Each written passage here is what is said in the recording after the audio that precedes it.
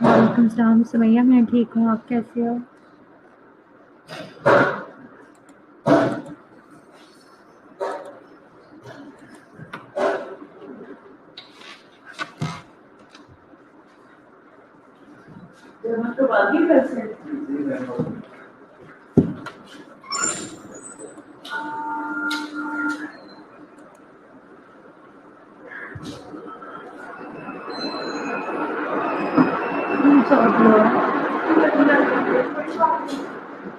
नहीं स्लो कर लीजिए।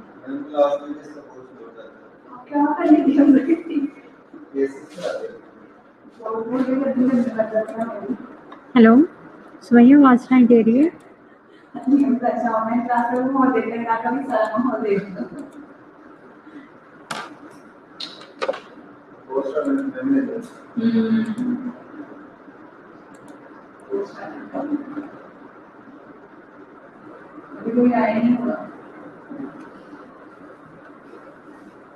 हेलो सुमैया, आवाज़ नहीं दे रही है? ओके।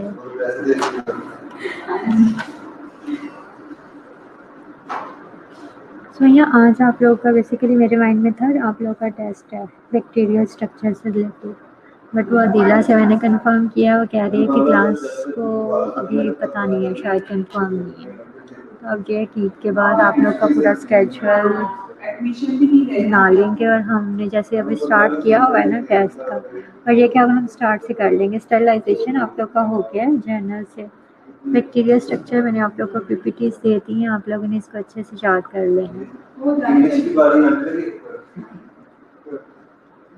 तो ट्यूसडे को इसका आप लोग का टेस्ट होगा, ईद के बाद जो है ट्यूसडे। एक सेकंड डेट में बताती हूँ आप लोग को।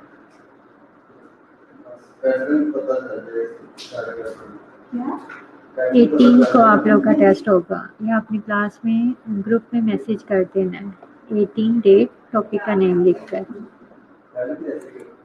चाहे आप लोग कॉलेज जाओ या आप लोग की ऑनलाइन क्लासेस हो, ये टेस्ट होगा।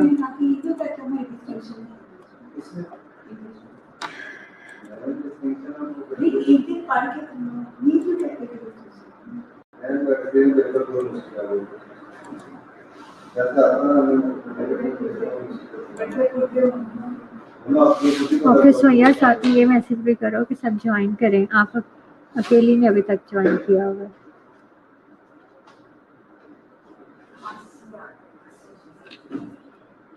टॉपिक आप कुछ बता लो, अदरवाइज बैक्टीरियल स्ट्रक्चर कर लो।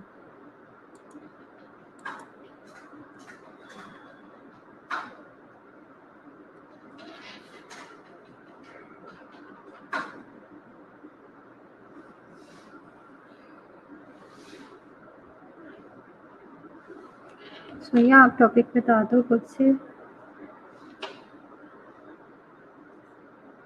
जिस टॉपिक का लगता है कि आप लोग का अभी तक टेस्ट नहीं हुआ।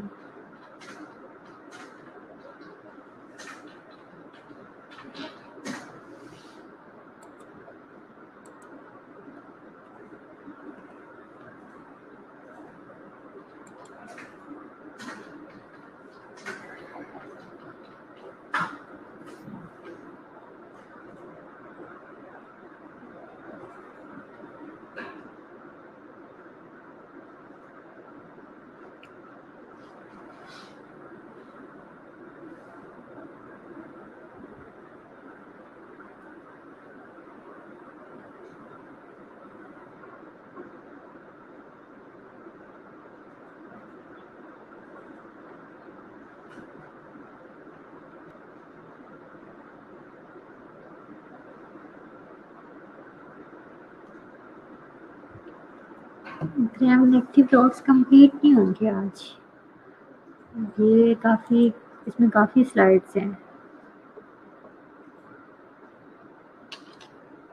45 मिनट्स का आप लोग का लेक्चर है जिसमें से 10 मिनट्स आप लोग वेस्ट कर चुके हो। तो मैंने पढ़ाना कब है फिर?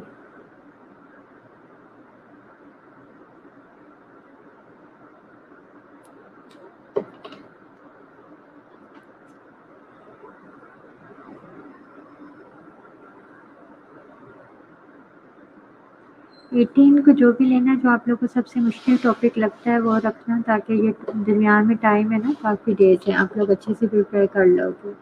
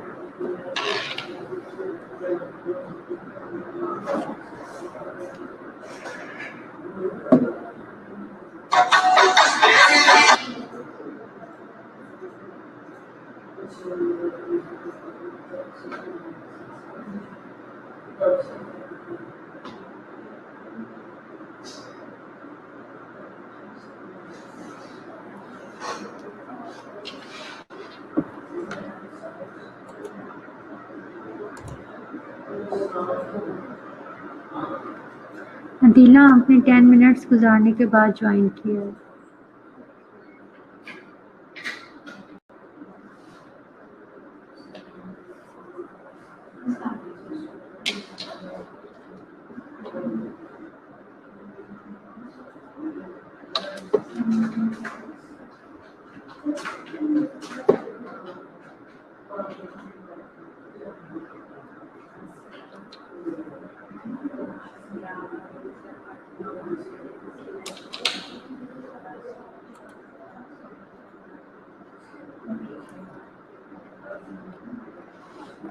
ओके, चलो सुमैया और अदीला आप लोग जब तक बाकी ज्वाइन कर रहे हैं, आप लोग ये मुझे बताओ कि स्टरलाइजेशन जो मैंने आप लोग से जिस वे में क्वेश्चन किए थे, आप लोग को आते थे इस तरह?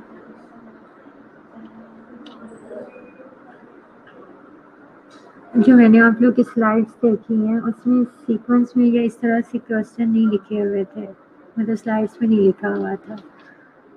केमिकल मेथड्स कौन से हैं, फिजिकल मेथड्स, बेसिकली 3 मेथड्स होते हैं, फिजिकल होते हैं, केमिकल होते हैं, मैकेनिकल होते हैं। मैकेनिकल में जो है फिल्ट्रेशन है, जिसके अंदर हमने ऐसी चीज़ें स्टरलाइज करते हैं जो कि थ्रू हीट या केमिकल से डिस्ट्रॉय हो सकते हैं। हीट से क्या होता है, अगर बहुत ज़्यादा हम उसे हीट दें तो उससे भी वो ख़राब हो सकती हैं, और अगर उसे हम कोल्ड के थ्रू सेव करें तो उससे भी वो ख़राब हो जाती हैं स्टरलाइज करें तो बेसिकली मैकेनिकल मेथड उनके लिए यूज़ होता है, जैसे कि डिफरेंट टाइप की वैक्सीन्स वगैरह। एंटी सीरा मैंने एक ऑप्शन में पूछा हुआ था। ओके, आते थे क्योंकि मैंने जस्ट उनके नेम्स पूछे थे लिस्ट करने के लिए।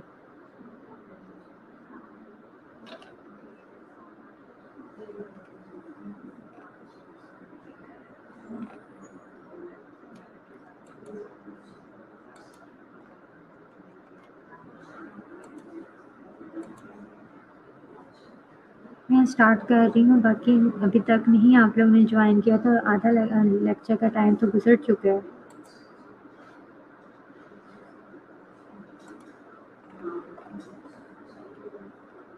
ठीक है, हाँ, उनका फ़िल्ट्रेशन था। फ़िल्ट्रेशन मेथड किस में आता है, बेसिकली आप लोग को पहले ये बताना चाहिए कि फ़िल्ट्रेशन किस में है या हीट वाला मेथड किसके अंदर है।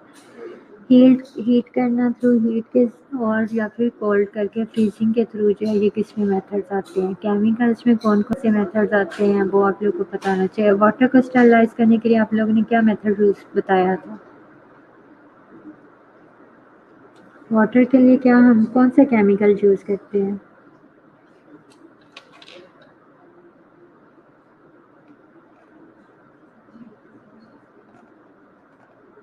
लार्ज स्केल पर करना वाटर को स्टरलाइज, तो उसे क्या हीट पे चूल्हे पे रख देंगे अदीला?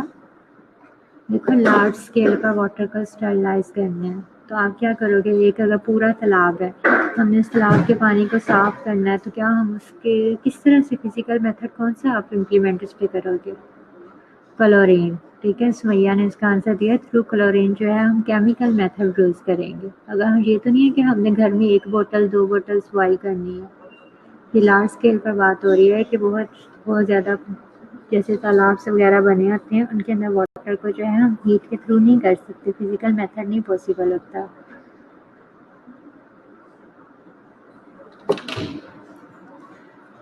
क्लोरीन, ओके गजाला, क्लोरीन बेसिकली इसमें हमने लिखना था क्लोरीनेशन के थ्रू। ओके मरियम, ठीक है।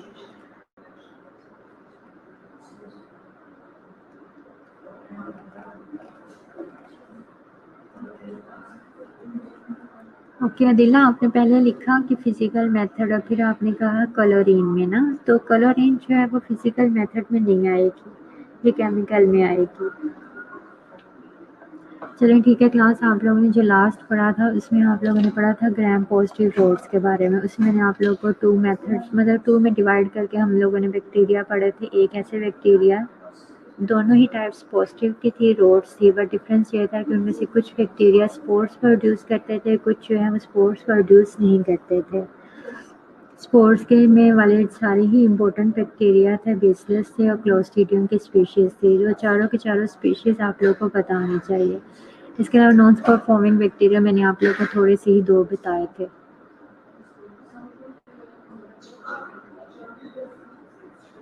नहीं अदीला, फिजिकल मेथड में भी फिल्ट्रेशन नहीं आएगा। फिल्ट्रेशन के लिए डिफरेंट है, मैकेनिकल मेथड बेसिकली हम उसे बोलते हैं। ये वाली स्लाइड्स मैंने आप लोगों से कहा था मैं प्रोवाइड करूँगी, और ये मैंने बना भी ली थी, मैंने अपने लैपटॉप में बनाई थी, पर मुझे नहीं पता चला वो स्लाइड्स पीपीटी कहाँ चली गई। ओके, तो उसके बाद अब जो हम लोगों ने पढ़ना है वो ग्राम नेगेटिव रोड्स पढ़ना है। इसमें बेसिकली जैसे आप लोगों ने स्टार्ट वाली स्लाइड ये इंपॉर्टेंट होती है, और उसके बाद अगर कंपैरिजन वगैरह दिया हुआ है तो वो वाली मस्ट स्लाइड पढ़ा करें।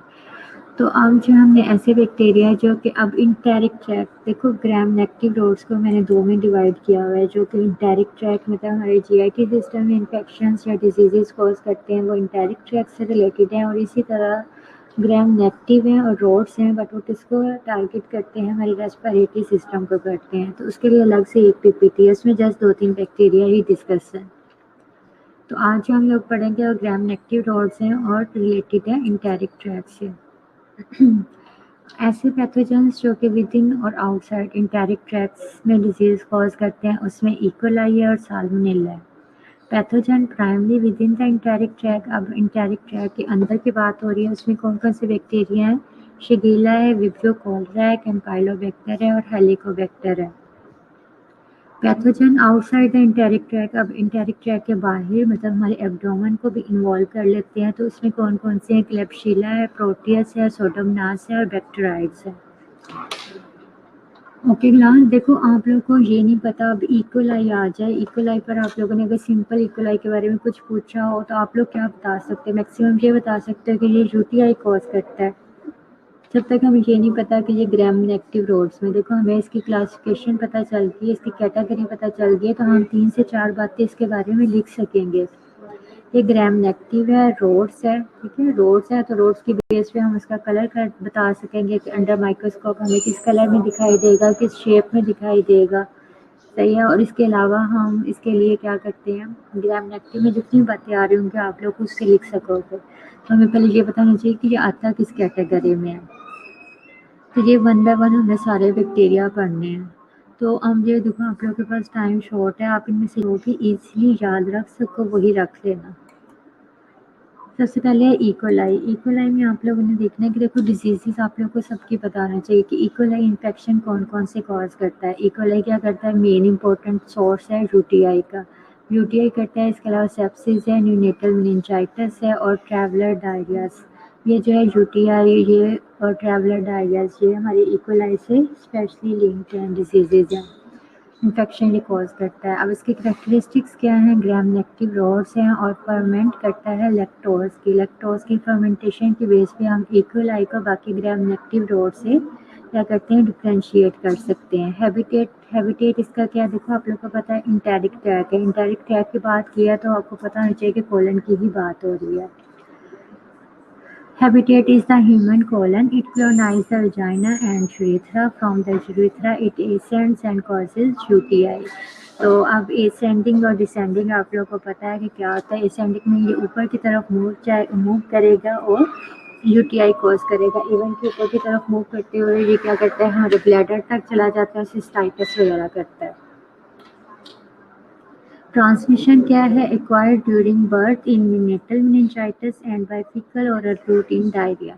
देखो अगर ये ह्यूमंस में डायरिया में अडल्ट की बात कर रहे हैं तो उनमें जो इसका कॉज है डायरिया का क्या है? फीकल ओरल रूट है, कॉन्टेमिनेटेड वाटर है, कॉन्टेमिनेटेड फूड है। बट अब देखो न्यूनेट्स ने तो ऐसा कुछ भी नहीं है कि वो हमारी फूड खा रहा है या वाटर पी रहा है। मतलब टोटल क्या होता है, मदर फीड पे है। तो अगर उसे न्यूनेट्स को है तो उसका मतलब ये है कि उसे किस तरह से उसने मदर से कैच किया है। तो जैसे ये मैंने आपको बताया ड्यूरिंग बर्थ जो है ये बैक्टीरिया जो है मदर टू फीटस ट्रांसफ़र हो जाएगा।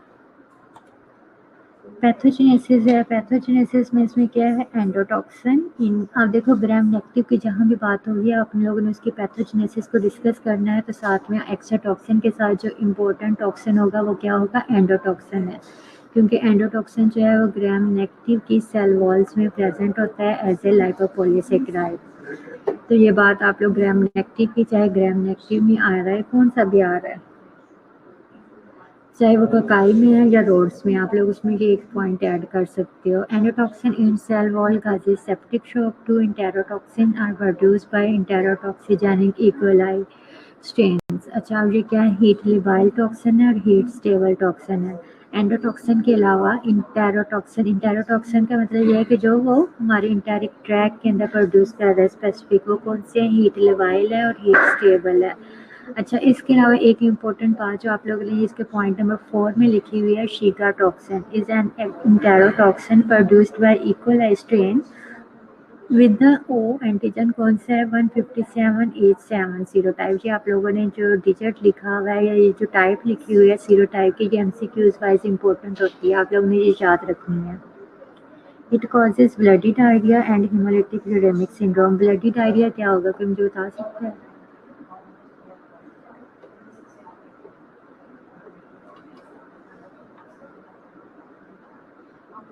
अदिल्ला ब्लडी डायरिया क्या है? आप लोग मुझे बताओ, साथ में मैं बोल रही हूँ, पढ़ा रही हूँ। अच्छा इसके अलावा क्या करता है ये ब्लडी डायरिया या यूरेमिक सिंड्रोम जो है ये किससे एसोसिएटेड है? अनकुक्ड मीट वगैरह से। क्या देखो जैसे इसका फीकल ओरल रूट है तो क्या है, हमारी फूड जो है वो प्रॉपर वे में या तो कुक्ड नहीं थी, जिसकी वजह से अगर इसके अंदर ये बैक्टीरिया प्रेजेंट है तो वो क्या है, डैमेज डिस्ट्रॉय नहीं होगा। ओके ठीक है क्लास, डाइसेंट्री है। तो इस तरह से क्या है ये डिजीज़ कॉज करता है। विरुलेंस फैक्टर इसमें क्या है? प्लाई है for attachment to mucosal surfaces and a capsule that impedes phagocytosis. तो देखो इससे आपको दो इसकी इंपॉर्टेंट बातें पता चल गई। एक इसके अंदर प्लाई प्रेजेंट है, प्लाई जो है अटैचमेंट में फैसिलिटेट कर रहे हैं, और इसमें कैप्सूल भी प्रेजेंट है। कैप्सूल जो है वो एंटी फेगोसिटिक है, ठीक है, और उसको क्या करता है, इसको प्रमोट करता है, एंटी फेगोसाइटोसिस के थ्रू क्या करता है, इस बैक्टीरिया को बचा लेता है एंटीबायोटिक से, हमारे इम्यूनिटी सेल से।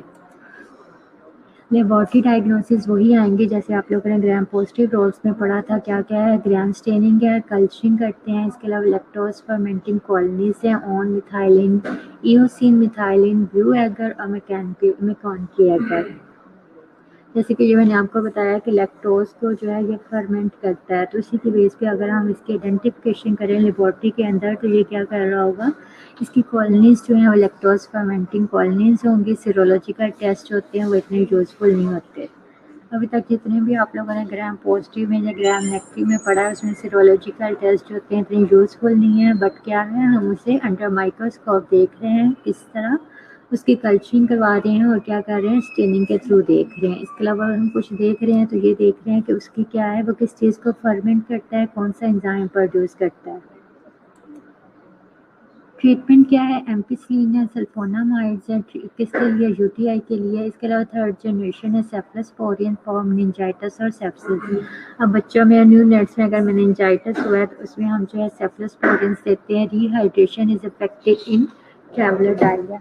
अब डिहाइड्रेशन क्या है, बेसिकली कि देखो डायरिया हो रहा है तो उसमें हमने, अगर हम उसका कुछ प्रिवेंट कर सकते हैं, ट्रीटमेंट कर सकते हैं, तो वो रिहाइड्रेशन है। इसमें आप ओआरएस वगैरह इलेक्ट्रोलाइट्स को बैलेंस करते हो, उससे वाटर के थ्रू जो है उसका फ्लूइड मेंटेन करते हो। तो ये आपकी अपनी मैनेजमेंट है जो आप लोग लिख सकते हो, नर्सिंग मैनेजमेंट में आ जाएगा। और इसके अलावा क्या है, उसका ट्रीटमेंट भी है। प्रिवेंशन क्या है, prevention of UTI involves limiting the frequency and duration of urinary catheterization. देखो यूटीआई किसी पर्सन को हो रहा है और वो कह रहा है कि मुझे हर दूसरे दिन तीसरे दिन यूटीआई हो जाता है, तो जब अगर वो हॉस्पिटल में आता है तो उसे स्पेशल केयर की ज़रूरत होती है। उसका हमने प्रॉपर वे में, अगर हमने उससे कैथेटर पास करना है तो प्रॉपर वे में जहाँ पर हमने इंसर्ट करनी है सिरिंज, नीडल लगानी है, तो हमें वहाँ पर, ये नहीं है कि देखो गवर्नमेंट सेक्टर में बर्डन ज़रूर होता है पेशेंट का, बट सबका जो है इम्यूनिटी लेवल सेम नहीं होता। हो सकता है कि आपका जस्ट 1 मिनट एक्स्ट्रा लग जाता, बट आपने 1 मिनट अपना एक्स्ट्रा नहीं लगाया, प्रॉपर वे में जो है उससे कैथेटर नहीं पास किया, तो क्या हो सकता है कि उससे, उस यूरिन बैग से और ये इस आईवी लाइन से हो सकता है कि यूटीआई हो जाए। और यूटीआई के लिए देखो कितना कॉम्प्लिकेटेड तक हो रहा है, डायसेंट्री तक जा रहा है, इवन कि मेनिंजाइटिस कॉज कर रहा है, और फीमेल भी हो सकती है। तो उसकी प्रिवेंशन यही है कि हमें जो है वो उसके कैथेटर्स वगैरह को, उसका जो है प्रॉपर वे में उसको स्टरलाइजेशन का, या इसको अपने माइंड में रखना चाहिए। इसके अलावा prevention of sepsis involve promptly removing और स्विचिंग साइड्स ऑफ इंट्रावेनियस लाइंस। अगर सेप्सिस है हमारे ब्लड्स में इन्फेक्शन, तो इसके लिए कह रहे हैं कि हमें जो है आईवी लाइंस को, ये कह रहे हैं कि ये फ्रीक्वेंटली रिमूव करते रहें। देखो अब आईवी लाइन के बगैर तो इसका जो है ट्रीटमेंट पॉसिबल नहीं है। आईवी लाइन लगानी है तो हमें ये नहीं कि अब आज पेशेंट एडमिट हुआ है 10 दिन रहा है तो वो 10 दिन उसकी आईवी लाइन ठीक चलती रही है तो हम चलाते रहे हैं, बट ये है कि हो सकता है कि उससे इन्फेक्शन हो जाए। तो कहते हैं कि मैक्सिमम 1-2 दिन के बाद, दो, जो भी इसका स्टैंडर्ड प्रोटोकॉल है, उसके बाद जो है उसकी आईवी लाइन चेंज कर देनी चाहिए। उसके बाद कह रहे हैं कि traveller diarrhoea is prevented by eating only cooked food and drinking boiled water in certain countries. अब ट्रैवलर डायरिया में हम किसी और जगह पर गए हैं, वहाँ जाकर हमें डायरिया हो गया है, तो कह रहे हैं इससे हम प्रिवेंट किस तरह से कर सकते हैं कि फूड जो है वो प्रॉपर वे में कुक्ड हो और बॉइल्ड वाटर हो, इसको हम यूज़ करें तो हम ट्रैवलर डायरिया के, हम किसी जगह पर मूव कर रहे हैं तो किसी और जगह पर जा रहे हैं तो हमें वहाँ पर जाकर डायरिया नहीं होगा। यही इसकी प्रिवेंशन है।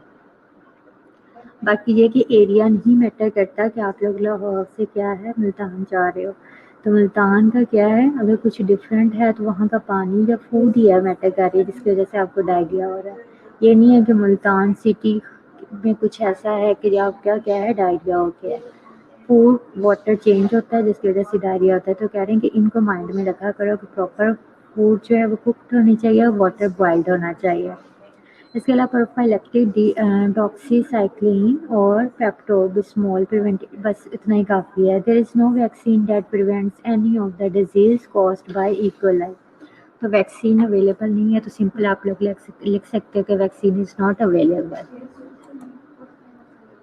इकोलाई से रिलेटेड जो अभी तक मेन बात थी वो आप लोग को पता होना चाहिए कि ग्राम नेगेटिव रॉड्स में है, ठीक है। और क्या है इसकी इम्पोर्टेंट बात कि ये अच्छा हाँ, कहाँ पर डिसीज़ कॉज करता है, इसकी कैटेगरी आपको पता होना चाहिए कि हमारे इंटेस्टाइन में, जो इंटेरिक ट्रैक्ट पे कहाँ पर ये इन्फेक्शन कॉज करता है और कौन कौन से इन्फेक्शन कॉज करता है, ये आप लोग को पता होना चाहिए। यूटीआई है, मेनिंजाइटिस है, सेप्सिस है, ये वाली नेम्स आपको मेन इंपॉर्टेंट है, यही बताना चाहिए। और ऊपर से ये पता होना चाहिए कि देखो ये ट्रैवलर डायरिया कर रहा है और साथ में डायसेंट्री डायरिया का कर रहा है, तो ये आप इसके इन्फेक्शन में या डिजीज़ में जहाँ पर यूटीआई लिख रहे हो उसके साथ क्या लिख सकते हो, ट्रैवलर डायरिया और डायसेंट्री डायरिया।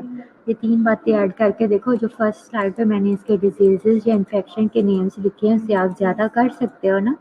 5 नेम्स तो बता सकते हो, 6-7 हो जाएंगे।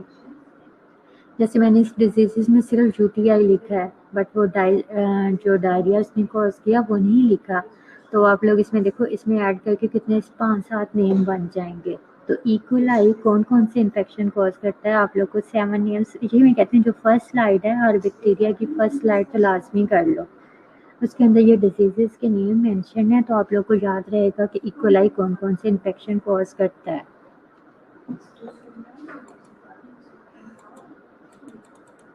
क्लास क्लियर है इकोलाई। उसके बाद सेकंड जो बैक्टीरिया वो साल्मोनेला है। साल्मोनेला है, अब इसको शिगेल्ला, दो इम्पोर्टेंट बैक्टीरिया होते हैं, साल्मोनेला और शिगेल्ला। तो साल्मोनेला में अब ये डिजीज़ कौन सी करता है, टाइफाइड फीवर करता है। टाइफाइड फीवर आप लोग को पता है कि फीवर होता है, बार बार होता है, फ्रिक्वेंटली होता रहता है। कैरेक्टरिस्टिक्स क्या है, फैकल्टेटिव ग्राम नेगेटिव रोड्स है, नॉन लैक्टोज फर्मेंटिंग कॉलोनीज बनती हैं। प्रोड्यूस हाइड्रोजन सल्फाइड है, ये गैस प्रोड्यूस करता है बायोकेमिकली, जो है हम ये चेक कर सकते हैं। आगे हैबिटेट ह्यूमन कॉलन है, ट्रांसमिशन जो है वही फीकल ओरल रूट है। देखो अब साल्मोनेला आया तो आपके माइंड में आएगा कि ये टाइफाइड फीवर कॉज करता है, उसका कॉज क्या है, साल्मोनेला। इतनी सी एक बैक्टीरिया उसकी डिजीज़, ये पता हो तो काफ़ी होता है उसके बारे में लिखने के लिए। और सेकंड ये कि वो किस कैटेगरी में आता है, ग्राम पॉजिटिव में है तो वो ब्रोड्स में है या कोकाई में है, ये 2-4 बातें पता हो तो आप लोग उसके बारे में कुछ ना कुछ लिख सकते हो। बट पेपर जो होता है वो सुपरफिशली ही आता है, बहुत कम होता है कि डिटेल में अंदर बताएं कि इसकी पैथोजेनेसिस क्या है। कोई बहुत इंपॉर्टेंट बैक्टीरिया तो इसकी पैथोजेनेसिस वगैरह पूछ लेते हैं, अदरवाइज ये पूछेंगे कि जी बताएं इकोलाई कौन कौन से इन्फेक्शन कॉज करता है। ठीक है, एमसीक्यूज में अगर कुछ आए जिसमें लिखा हो कि इसमें से सर्कल करें कि कौन कौन से बैक्टीरिया जो हैं वो ग्राम नेगेटिव रोड्स में आते हैं, तो उसमें 5-7 नेम या 5 नेम दिए हुए हैं। और उसके अंदर for example gram negative rods में अगर बेसलेस क्लोस्ट्रीडियम नेम लिखा हुआ है तो आपको पता होना चाहिए कि ये तो ग्राम नेगेटिव रोड्स में नहीं, इनफैक्ट ग्राम पॉजिटिव रोड्स में है। तो ये सारी बातें सुपरफिशियली ही होती हैं। तो आपने इस पूरी स्लाइड को वर्ड टू वर्ड रट्टा लगा के याद रखने की ज़रूरत नहीं है, उसे समझ कर रखें क्योंकि ये बहुत ज़्यादा हो जाएगा आपके लिए। जिस दिन आप लोगों का एग्ज़ाम्स होना है उस दिन याद रखना मुश्किल है। ओके, लेबोरेटरी डायग्नोसिस वही है, मैंने कहा है सिंपल, इतना भी याद रख लोगे कि लेबोरेटरी डायग्नोसिस में क्या है, ग्राम स्टेनिंग है और कल्चरिंग है। अब देखो यूटीआई किसी को है तो आप लोग मुझे बताओ यूटीआई होने के लिए उसका सैंपल कौन सा लेंगे। देखो यहाँ पर मैंने लेबोरेटरी डायग्नोसिस में उस टेस्ट के नेम्स लिखे हुए हैं, जो सैंपल लेना है वो नहीं लिखा हुआ, वो आप लोग को पता होना चाहिए। वहाँ पर ये ना कंफ्यूज हो जाए। फॉर एग्जांपल उन्होंने ये पूछा हो कि कौन कौन सा हम सैंपल लेंगे, ये टेस्ट कौन कौन सा करेंगे, तो आपको पहले ये समझना है कि उसने लेबोरेटरी डायग्नोसिस में पूछा हुआ है या जस्ट पहले सैंपल्स के बारे में पूछा है, यूरिन सैंपल है, ब्लड सैंपल है, या फिर क्या है, सीएसएफ फ्लूइड है, क्या चीज़ है। तो अगर यूटीआई है, किसी बंदे को एक्सपेक्टेड है, तो हम उसका कौन कौन सा सैंपल ले सकते हैं, जल्दी से बताएं क्लास।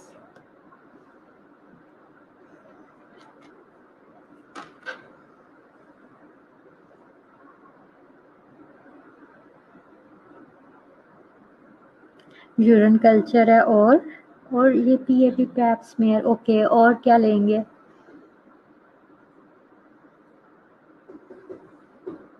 ओके, बट हम देखो इन केस ऑफ मेनिंजाइटिस, इसने मेनिंजाइटिस भी तो कॉज किया है। फॉर एग्जांपल किसी न्यू बॉर्न बेबी को मेनिंजाइटिस हो गया है, अब हमने उसे डायग्नोज करना है तो उसके लिए किस तरह से करेंगे। देखो इसमें ये भी तो मैंने बोला है ना कि न्यूनेटल मेनिंजाइटिस को हो सकता है। देखो एक बेबी बर्न हुआ, वो उसकी बर्थ हुई है, उसके साथ ही उसे मेनिंजाइटिस हो गया है, तो अब हमें कैसे, मदर का जो है वो क्रॉनिक, आप सोचें कि वो मदर जो है क्रॉनिक यूटीआई की पेशेंट थी, कि क्रॉनिक यूटीआई में से खुद नहीं पता था कि मुझे इन्फेक्शन हुआ है यूटीआई का। क्रॉनिक यूटीआई में ये होता है, जैसे अक्यूट में तो ये होता है ना कि हमें एब्डोमिनल पेन है, ये है, बर्निंग होगी यूरिनेशन में, बट क्रॉनिक हो जाए तो ऐसा कोई सिम्टम नहीं पेशेंट को आ रहे होते। तो उसके बेबी को जो है वो मेनिंजाइटिस हो गया है, तो सीएसएफ फ्लूइड लेंगे, ठीक है ना। लंबर पंक्चर करेंगे। तो ये आप लोग जस्ट इन लिस्ट करना हो कि नेम्स लिखनी हो, इसके लिए हम कौन कौन से, अगर आपको डिजीज़ के नेम पता है तो आप उसके अंदर टेस्ट ईज़िली लिख सकते हो, टेस्ट के नेम्स। ओके, ठीक है क्लास। उसके बाद क्या है, ये लैक्टोज ज़ाहिर है नहीं प्रोड्यूस करता, फर्मेंट नहीं करता, तो इसकी क्या है, नॉन लैक्टोज फर्मेंटिंग कॉलोनीज होंगी on eosin methylene blue agar और मैकॉन की एगर। अच्छा, ये ना मीडिया के नेम्स हैं, एगर्स के नेम अगर आप लोग याद रख सकते हो तो याद रख लो। वैसे ग्राम नेगेटिव रोड्स के लिए बेसिकली ये यूज़ होते हैं। ईओसिन मिथाइलिन ब्लू एगर और मैकॉन की एगर। जैसे न्यूट्रिएंट एगर है, ये आप लोगों ने शायद आई थिंक नहीं पढ़े होंगे। एगर्स वगैरह लेबोरेटरी में अगर हमने बैक्टीरिया को ग्रो करवाना है फैटी डिश के ऊपर तो उसके अंदर मीडिया कौन सा यूज़ करेंगे। मीडिया मतलब कि उसके अंदर वो वाली सारी रिक्वायरमेंट्स प्रेजेंट होती हैं जो कि इस बैक्टीरिया की रिक्वायरमेंट होती हैं। Okay, biochemical and serological reactions used to identify species and identity can be determined by using known antisera against OH and V antigen in agglutination test। तो ये क्या है कि उसका OH और VI एंटीजन ये कौन कौन से हैं, इनके अगेंस्ट जो है हम नाउन एंटीसीरा डालेंगे और अगर इनकी एग्लूटिनेशन मतलब क्लम्पिंग हो जाती है तो हमें पता चल जाएगा कि अच्छा नाउन जो था हमारे पास एंटीसीरा था ना, मतलब हमें फॉर एग्जांपल ऐसे एग्जांपल ले लो, क्या है हमें एंटीबॉडी पता है कि ये किसके अगेंस्ट है, साल्मोनेला के अगेंस्ट एंटीबॉडी है या फिर क्या है इकोलाई के अगेंस्ट एंटीबॉडी, हम पढ़ कौन सा रहे हैं।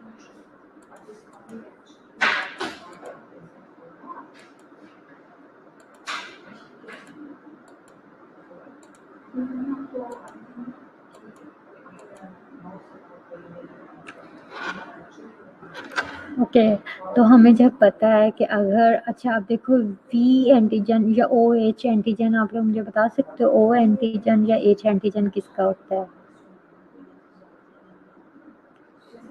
हाँ, मुझे फ्लैजेला के अगेंस्ट है या किसका है ये एंटीजन है, मतलब हम किस स्ट्रक्चर को आइडेंटिफाई कर रहे हैं।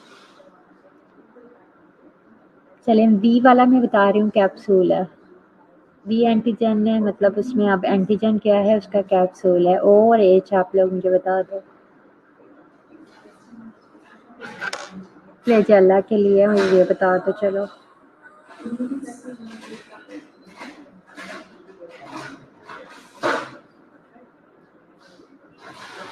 इसके अलावा Widal test detects agglutinating antibodies to O and H antigen in patient serums. आप लोग इतना डीप मत जाना, सुपरफिशियली याद कर लो, वही आप लोग के लिए इनफ होगा इस टाइम पर अगर आप लोग याद कर लेते हो तो। ग्राम स्टेनिंग है, कल्चरिंग है, इसके अलावा इसके आप फर्स्ट स्लाइड में पढ़ोगे कि ये लैक्टोज फर्मेंट नहीं करता, तो आप लेबोरेटरी डायग्नोसिस में सेम ऐसे लिख सकते हैं कि इसकी कॉलोनीज जो हैं वो नॉन लैक्टोज कॉलोनीज होंगे।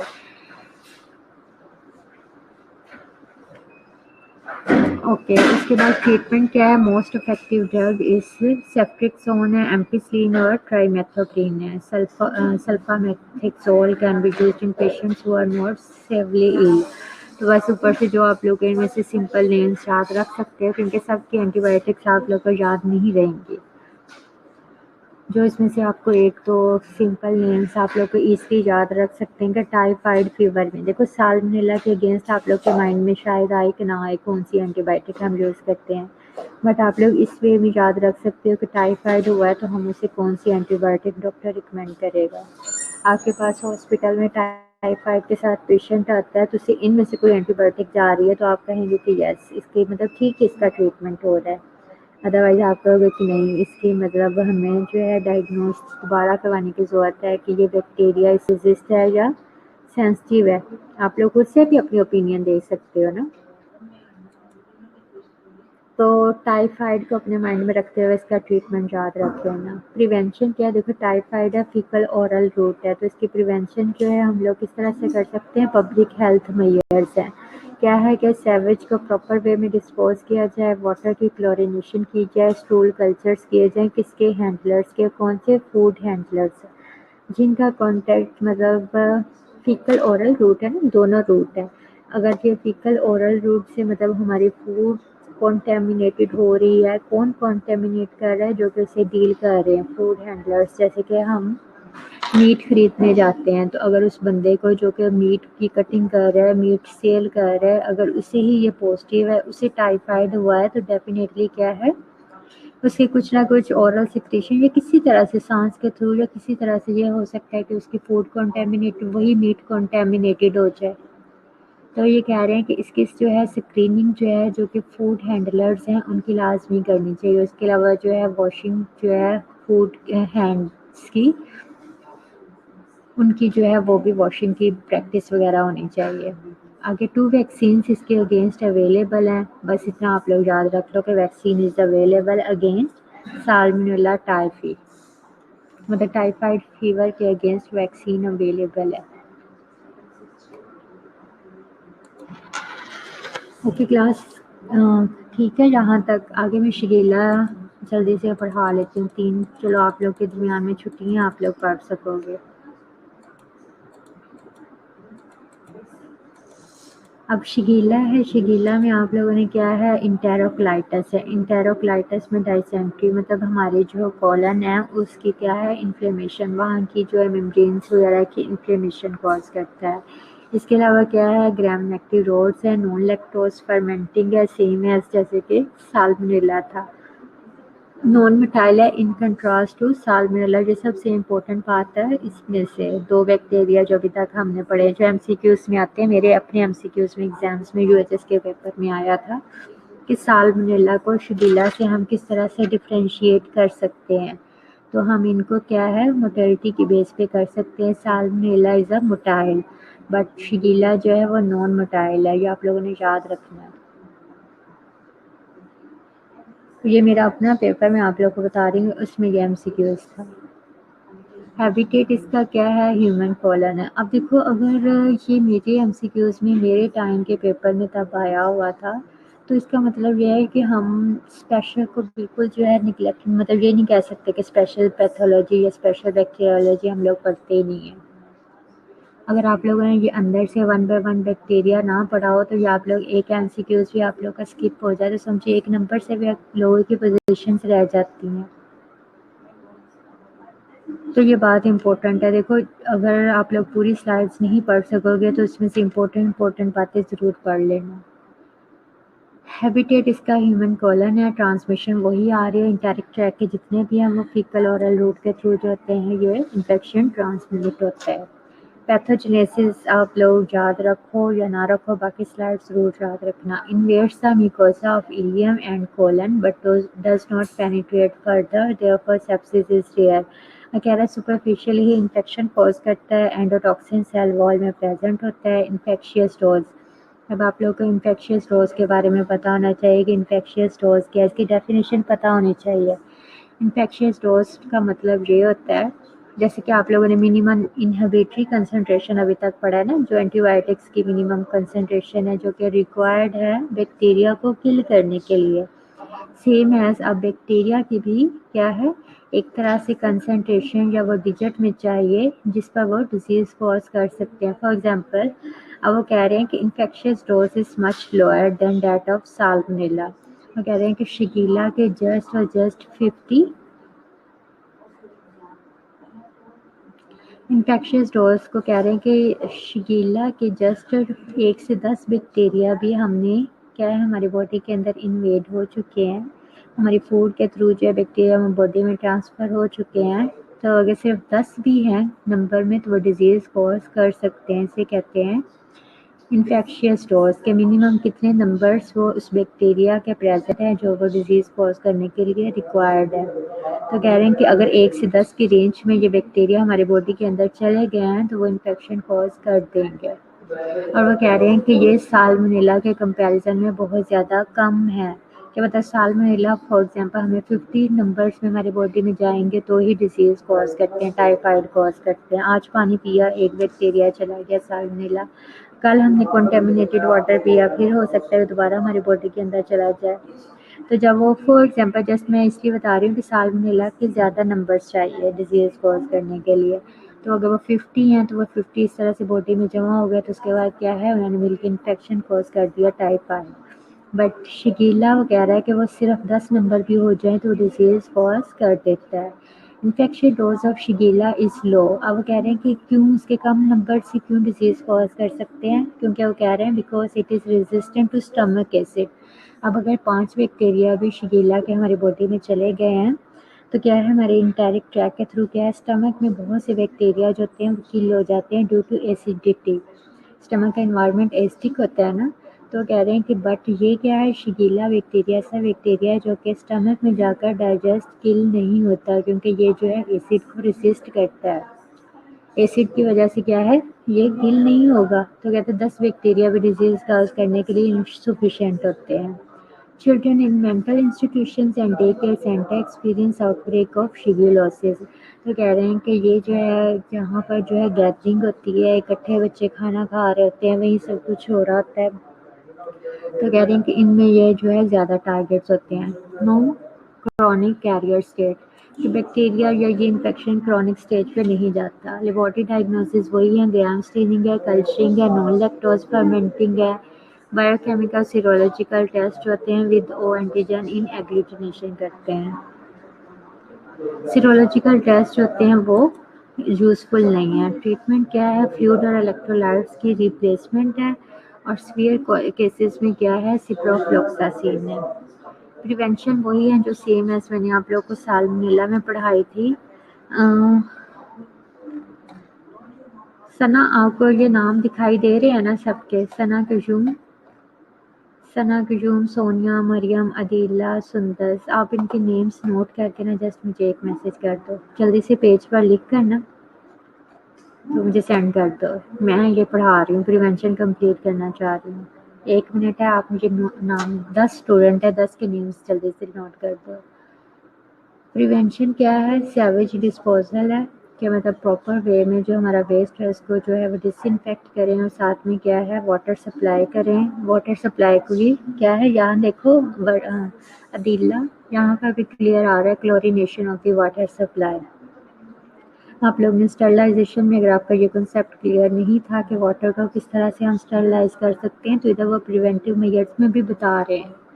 क्या बता रहे हैं, chlorination of the water supply. Okay, Adeela note कर रही है, तो क्लास आप लोग जल्दी से बस अपना नाम लिख के सेंड कर दो ताकि वो ऊपर आ जाए तो देख ले। तो क्लोरिनेशन ऑफ वाटर सप्लाई, इसके थ्रू जो है हम इस इन्फेक्शन को प्रिवेंट कर सकते हैं। प्रोफिलैक्टिक ड्रग्स नोट शूज़, ये नहीं है कि आपको किसी का जो इंफेक्शन हो गया या उसने क्या है कॉन्टामिनेटेड वाटर या फूड ड्रिंक कर लिया, फूड खा लिया, वाटर पी लिया, तो अब उसके प्रोफिलैक्टिव मेजर्स नहीं है, वैक्सीन भी इसकी अवेलेबल नहीं है। ओके क्लास, ये 3 बैक्टीरिया हो गए, बाकी मैं आप लोगों को फिर आपको ईद के बाद ही पढ़ाऊँगी। चलें ठीक है क्लास, जल्दी से आप नोट कर लो। अदीला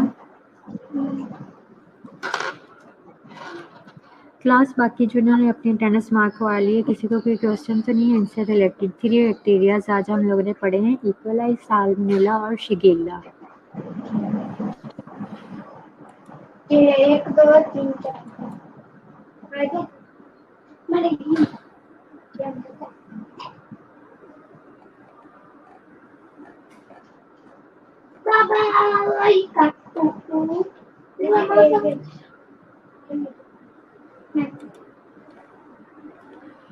चलें ठीक है क्लास, अल्लाह हाफिज़।